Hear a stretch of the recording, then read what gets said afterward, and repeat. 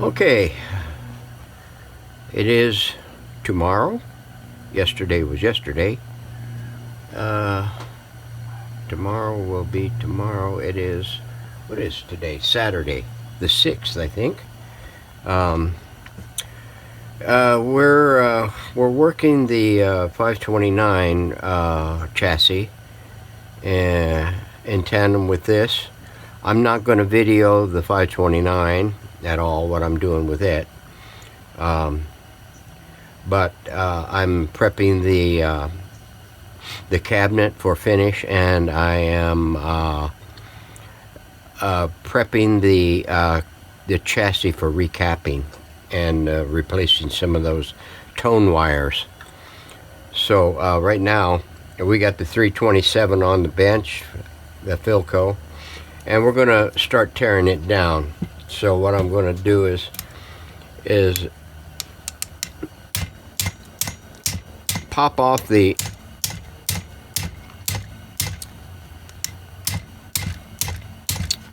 push button knobs, buttons.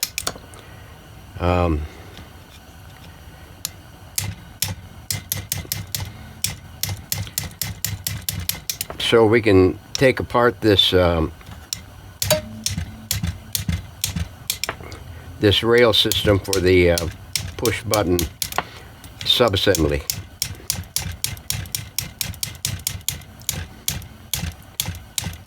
Come on. There we go. Okay. That takes care of that. So we got these knobs out of our hair for right now. So now what we'll do, excuse me, I'm this phone camera is just right next to my head here, and so I might bump it from time to time. So we will pull this grommeted mount point right here at the front,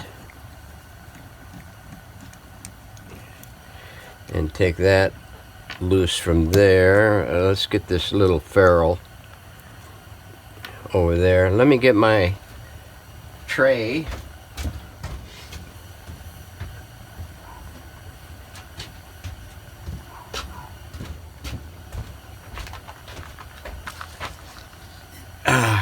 Get my tray in here so we can put all our little parts as parts in it. Always have your little tray or cup or something so you can put your little small parts in. What doesn't go back on the chassis to get refinished and everything. I cringe every time I see somebody working on a radio and pull screws loose, and they don't have something to buffet the part from bouncing and hitting the floor where you can't find it anymore. It goes into the nexus. Always put your screws into the bucket, and that way you don't lose them anywhere. Okay, now let's see, we got that loose from there. So that is loose there. So we've got, let's see if I can keep this thing in frame here so you can see what I'm doing. Now there, right in here, you got a wire here that comes up and ties to the top rail of one side of the push button assembly. And then you got one down here underneath. I know you can't see it, but those are the only two connections that go to the push button assembly or sub-assembly, however you want to term it. And then there is, I believe, yeah, there is one here, comes off the back.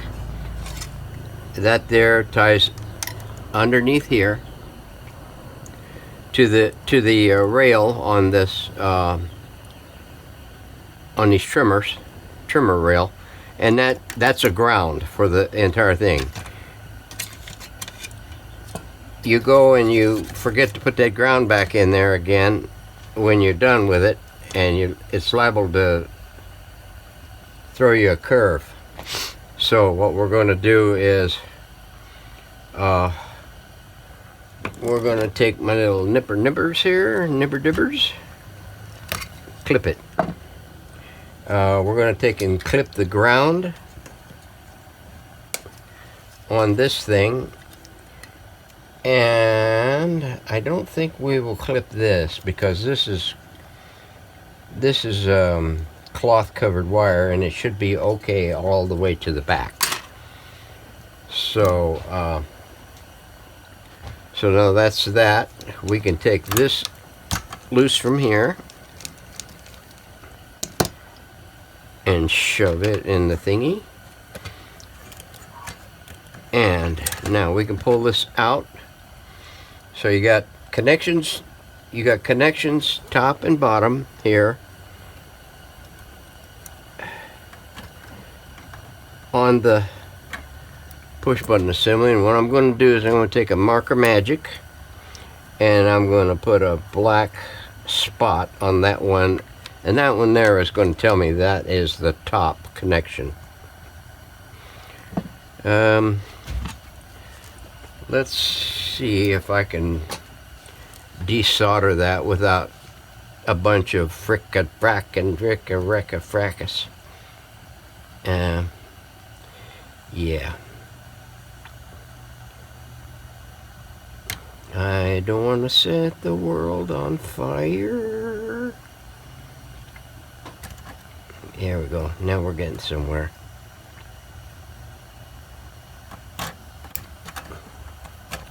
Ah, come on.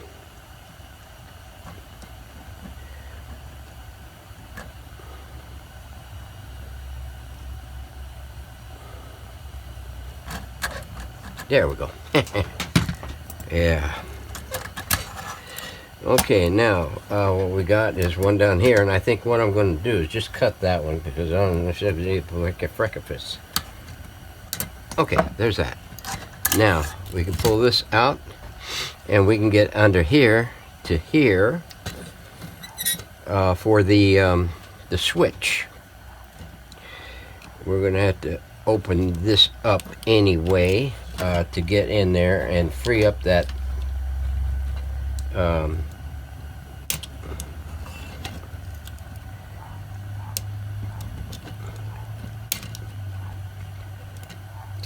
thing so we can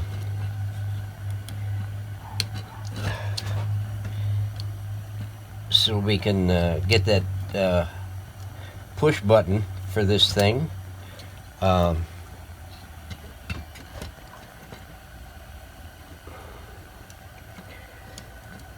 Freed up, so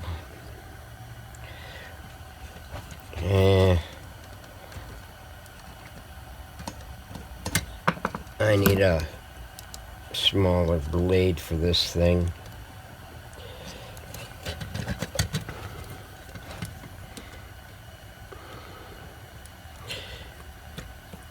Your results may vary.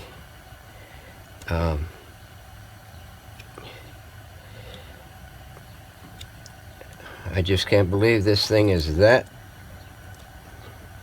honking tight on this.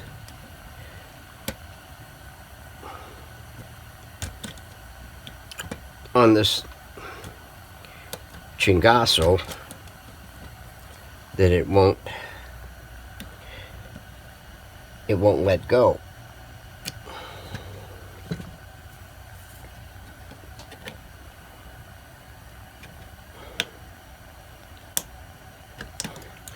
Yeah, it's bending the cotton pickers, and so rather than fight it, we're gonna. Okay, there's that.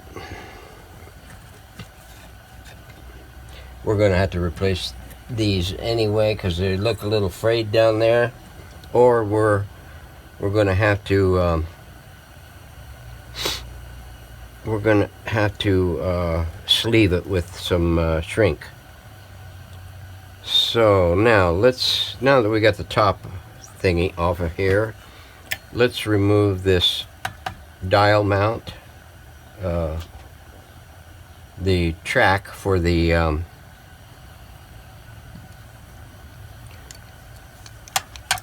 dial pointer. It mounts up to the speaker.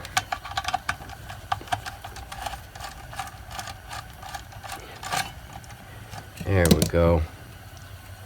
And we will put these back in place. As a matter of fact, I checked last night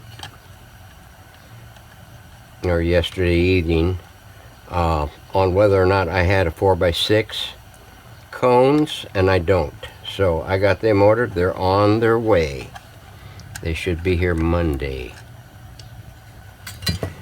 The guy's pretty good about getting those, getting them out and getting them shipped next day, and not like some that wait a day and a half, 2 days. Okay, now that we got that done, let's go ahead and pop the tubes. We want to make sure that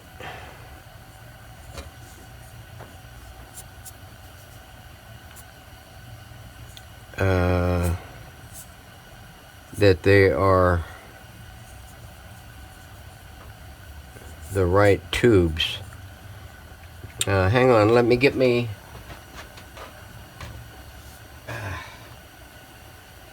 my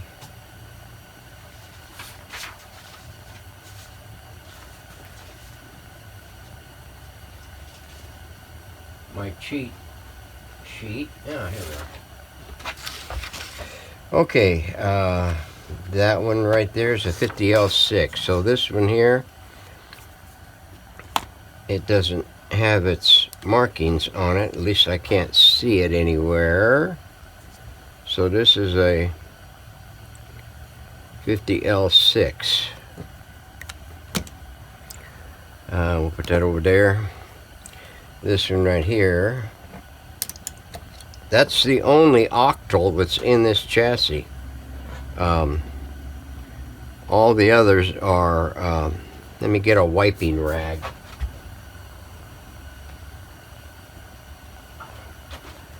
Hang on a minute, I'll be right back. Okay, I got me my snot rag here. That was a B7. All the rest of these are loctals, and let me stick my fat head in the way. Okay, a C6,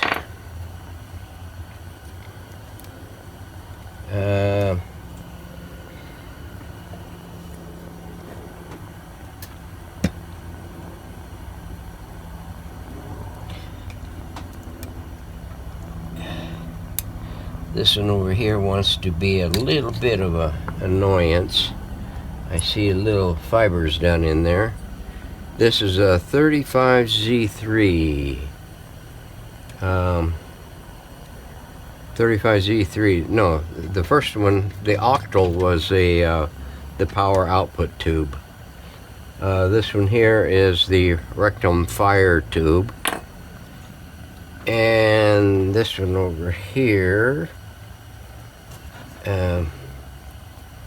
see if I can pop those loose.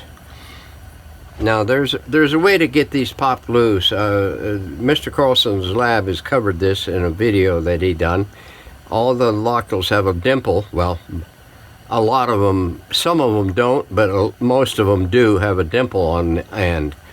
And what you do is you push the tube back from the dimple side. You push it back, and then you lift it out. Me, I put a screwdriver into the thing because some of these are locked in there, and they're a little bit of a booger to get loose. So I give them a little bit of a rock and roll so that they come out.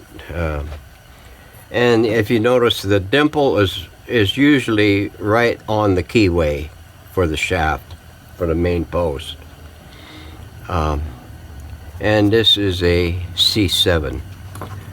So there is a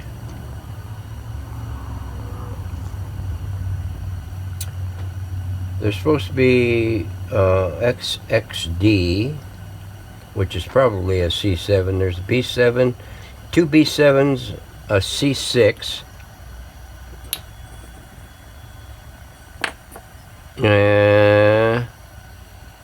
what is this? Oh, a 14 A7. That must be the XXD.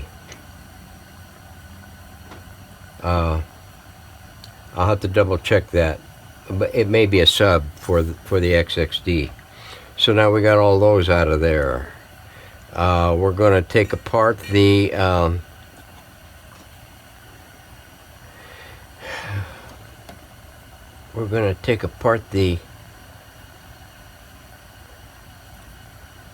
tuner right now. Now the string is off of it. We don't have to worry about the string thing. The tuner has got screws at the top. I think they just screw right into the, yeah, they thread right into the chassis, so that makes it nice rather than like those Zeniths that gotta put a nut on the bottom of the thing. And we'll pull that out of there. Pull that one off of there. Oop. So let's see, let me grab my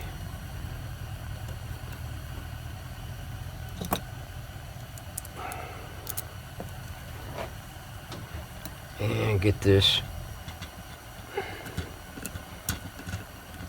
Ah, come on. Ah. Sometimes you run into a ferrule that is crimped down on the thing, and you can't get the doggone thing loose. This has got a different grommet on the front or on the rear.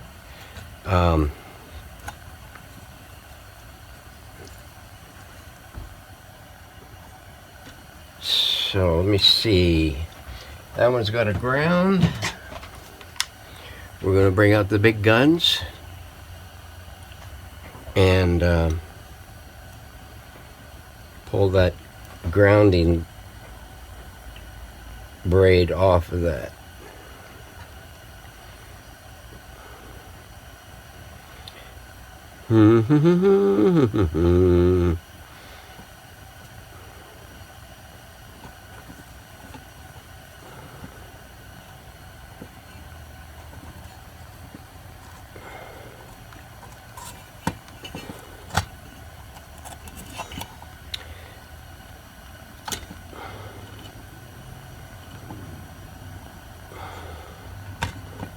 There we are.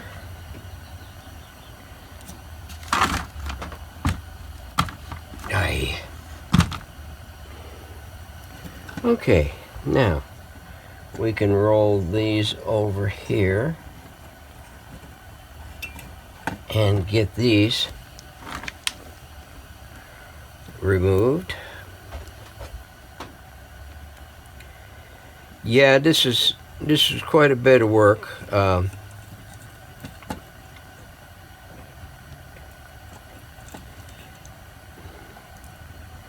And if you're allergic to work, if you go to do some of these, you might be considering a different line of work. Because it can be rather involved or not. It can be difficult for a lot of beginners until you develop a technique. Once you get your techniques down and everything, and you know your little shortcuts, and you can do the ins and outs of the thing, and you know, and you got the right and you got the right tools to do the job, it's not that complex. Really, it's not. If you can draw and you can see, and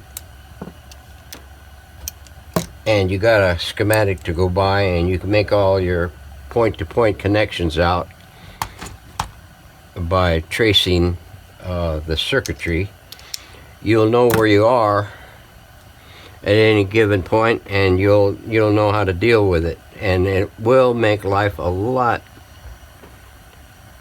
easier on you, and you'll be able to knock these things out in short order.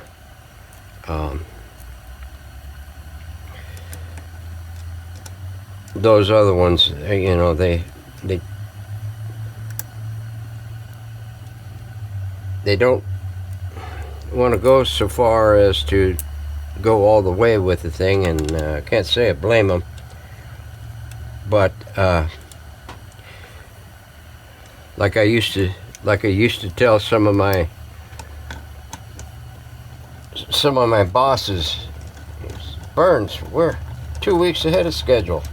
Yeah, boy, that's great. I'm not fast, I'm half-assed. So now that takes care of pretty much that. We're gonna get this post out of the way,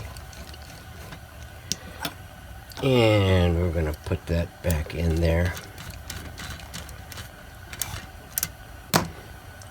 I believe I got pictures of this chassis in the cabinet. I think I got original pictures of it when I unboxed it and everything. So I should have all the pictures of the stickers, no matter where they reside, so I can reproduce them. This here's got a field coil on the spicker. So we're going to have to, and it's bolted on. So what we are going to do is we're going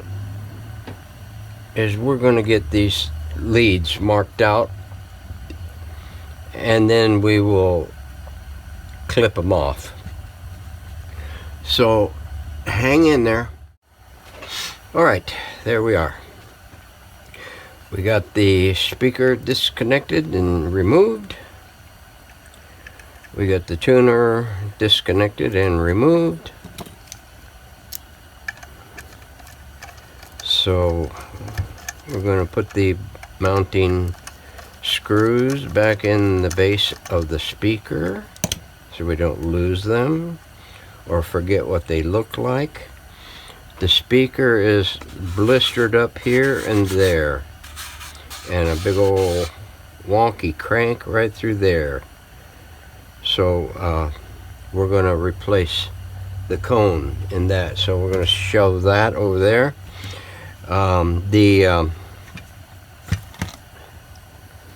The connection for the speaker, what I removed here was the one lead that goes to the one side of the audio transformer. The other one was the speaker lead that comes over to this terminal strip over here, which you can connect to an audio source or your VOM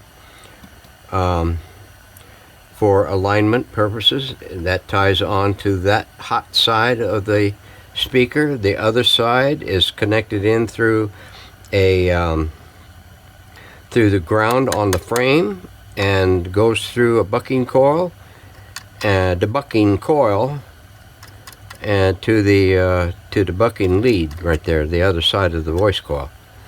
And then you have a black lead, which is actually a coated yellow lead, as you can see there, and a yellow lead, cloth covered, that goes to pin 6 and pin 7 of the rectifier tube. That's for the field coil connections. So that was relatively simple. So we got all this boogered up stuff here to clean up and everything. Now what are we gonna do here?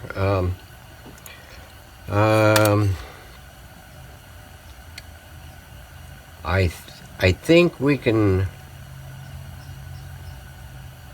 start by putting some fader spray into the volume control, get it working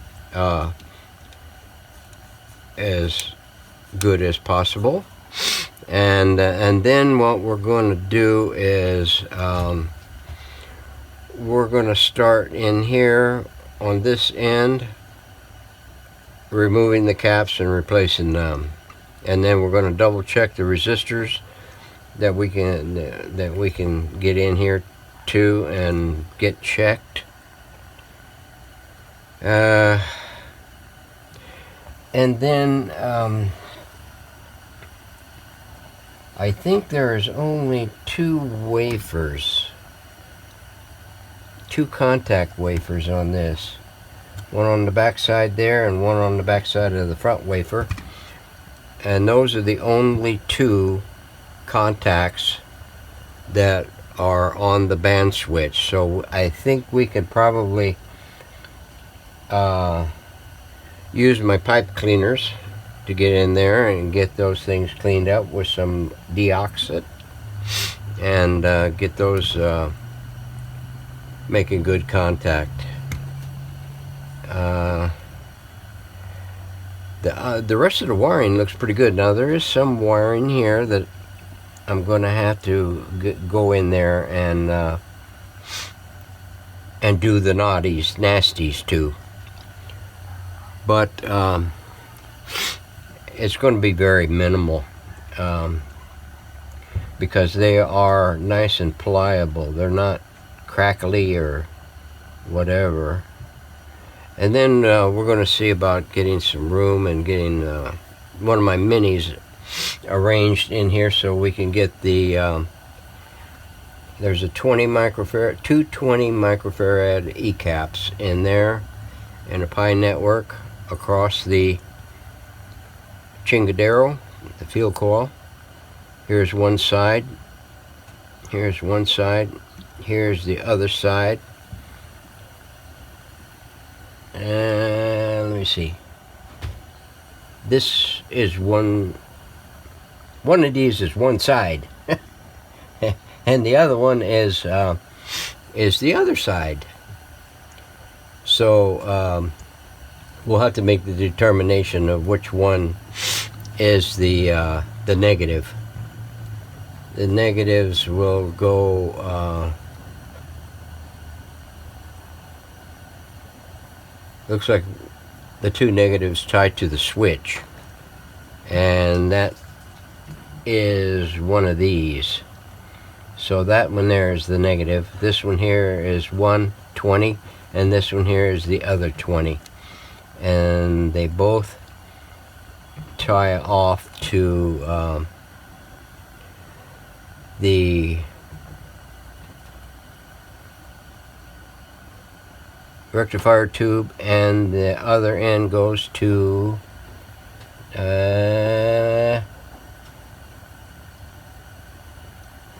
the power output tube, so, or the audio output tube. So that's going to be that. So I think it's 3 o'clock in the afternoon. I think what we'll do is we will go ahead and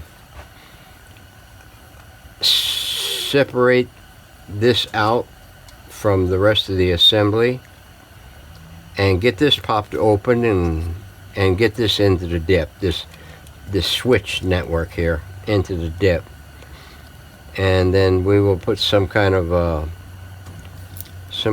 spray onto this, because nearly all of these are rusted, superficial rust on them. So we'll get those buffed up and cleaned up. So anyway, thanks for hanging in there for this episode. We'll try to move along a little quicker on the other stuff, hopefully, and get this thing here done up, and then we will get this thing, the chassis, cleaned up, and probably before we go to changing caps in here. So thanks for watching. We'll see you on the next one. Have a good evening and weekend.